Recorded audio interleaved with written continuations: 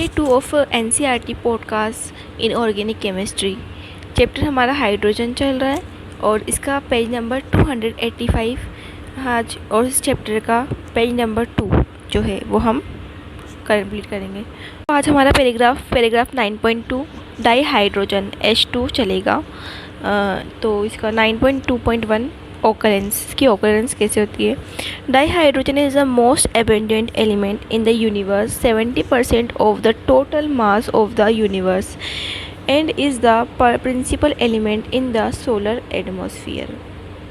जो dihydrogen है ये सबसे ज़्यादा पाया जाने वाला एलिमेंट है यूनिवर्स का, मतलब 70% जो मास है यूनिवर्स का वो डाई हाइड्रोजन से ही मिलके बना है। कितना परसेंट? 70% out of 100%।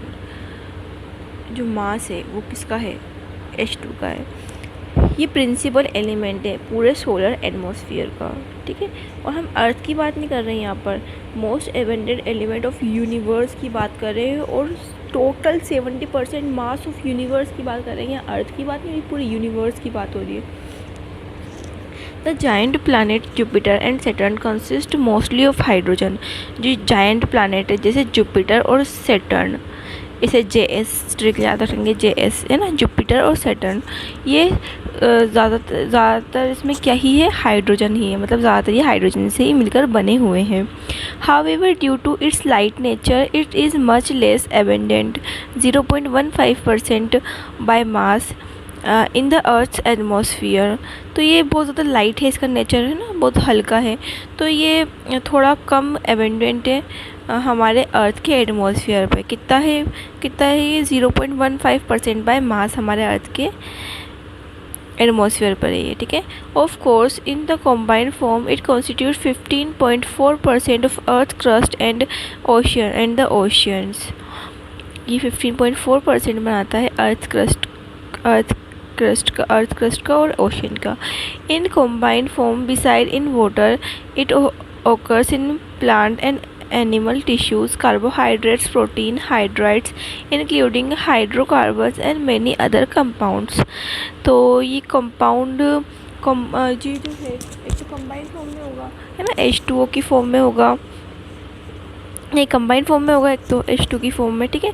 उसके अलावा ये वाटर की फॉर्म में होता है, ये प्लांट्स के अंदर भी होता है, एनिमल टिश्यू के अंदर भी होता है, जो कार्बोहाइड्रेट्स होते हैं उसमें भी ये प्रेजेंट होता है, प्रोटीन्स में प्रेजेंट होता है, हाइड्राइड्स में प्रेजेंट होता है और हाइड्रोकार्बन भी बनाता है। देखेंगे अगर हम तो कार्बन क्या हाइड्रोजन कितनी सारी चीज़ों के साथ मिलकर जुड़कर कितनी सारी चीज़ें बना लेता है, तो ये कितना ज़्यादा प्रेजेंट है, ठीक है।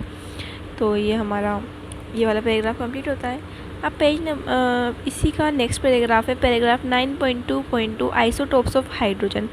आइसोटोप्स ऑफ हाइड्रोजन, आइसोटोप्स किसे कहते हैं? सबसे पहले तो हम ये जानेंगे।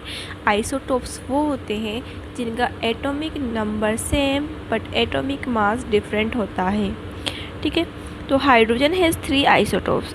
हाइड्रोजन के 3 आइसोटोप्स हैं, प्रोटोनियम 1H1, ड्यूटेरियम 1H2 और D, और ट्राइटियम 1H3 और T, ठीक है। जो प्रोटियम है उसका एटॉमिक नंबर जो होगा वो 1 होगा और मास भी, इसका मास नंबर भी 1 होगा। पर ड्यूटेरियम जिसे D से भी हम डिनोट करते हैं, उसका एटॉमिक नंबर तो 1 ही होगा पर मास नंबर क्या होगा? उसका मास नंबर 2 होगा। ट्राइटियम को T से डिनोट करते हैं क्योंकि T से स्टार्ट हो रहा है इसका वर्ड, तो एटॉमिक नंबर इसका भी 1 होगा पर मास नंबर इसका 3 होगा। तो इसके 3 आइसोटोप्स हो गए हाइड्रोजन के।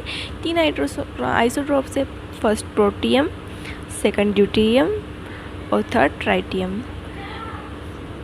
So can you guess how these isotopes differ from each other? These isotopes differ from each other in respect of presence of neutrons, क्योंकि इसमें प्रोटॉन तो सब में 1 है पर जो अपना प्रोटियम है उसमें 1 प्रोटॉन और 1 न्यूट्रॉन है, ठीक है। पर जो अपना सॉरी जो अपना प्रोटियम है उसमें 1 प्रोटॉन ही प्रेजेंट है, ठीक है। पर जो ड्यूटेरियम है उसमें 1 प्रोटॉन और 1 न्यूट्रॉन, और ट्राइटियम में 1 प्रोटॉन और 2 न्यूट्रॉन प्रेजेंट है। तो in the presence of neutrons ये डिफरेंट है। Ordinary hydrogen protium has no neutron. तो जो ऑर्डिनरी हाइड्रोजन है उसके अंदर कोई भी न्यूट्रॉन नहीं है।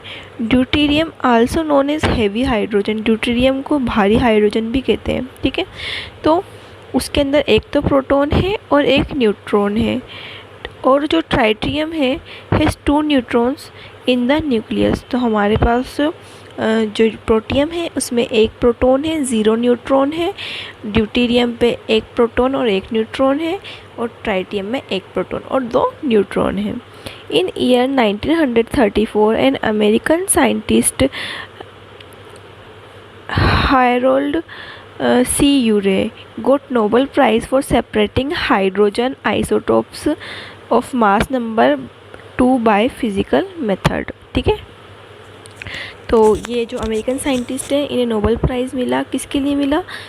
सेपरेट करने के लिए isotopes of hydrogen, isotope of mass number 2 by physical method से इन्होंने इसको सेपरेट किया था। इनका नाम क्या था? हैरोल्ड सी यूरे, HC यूरे, ठीक है। SC वर्मा नहीं, SC Urey. The predominant form is protium, जिसकी प्रीडोमिनेंट फॉर्म है वो क्या है? प्रोटियम है। प्रीडोमिनेंट मतलब क्या होता है? प्रीडोमिनेंट मतलब होता है सबसे ज़्यादा पाई जाने वाली, है ना। प्रीडोमिनेंट फॉर्म वो क्या है इसकी? प्रोटियम ही है, 1H1 ही है, जिसमें न्यूट्रॉन एब्सेंस होता है। Terrestrial hydrogen contains 0.0156% of deuterium, mostly in the form of HD, ठीक है। तो जो हमारे टेरेस्ट्रियल है मतलब कि ज़मीन पे जो हाइड्रोजन पाया जाता है ना, वो कितना परसेंट ड्यूटेरियम होता है उसमें से सिर्फ 0.0156% इतना कम जो है वो ड्यूटेरियम होता है। वो किस फॉर्म में होता है? HD की फॉर्म में होता है।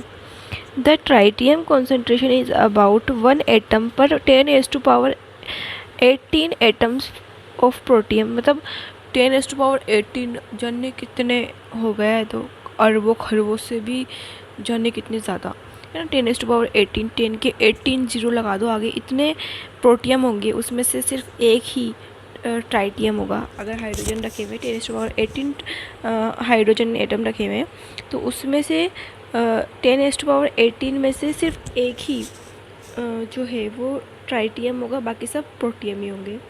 और ये भी बहुत कम है, 10 बहुत कमी में है। Of these isotopes only tritium is radioactive and emits low energy beta particles.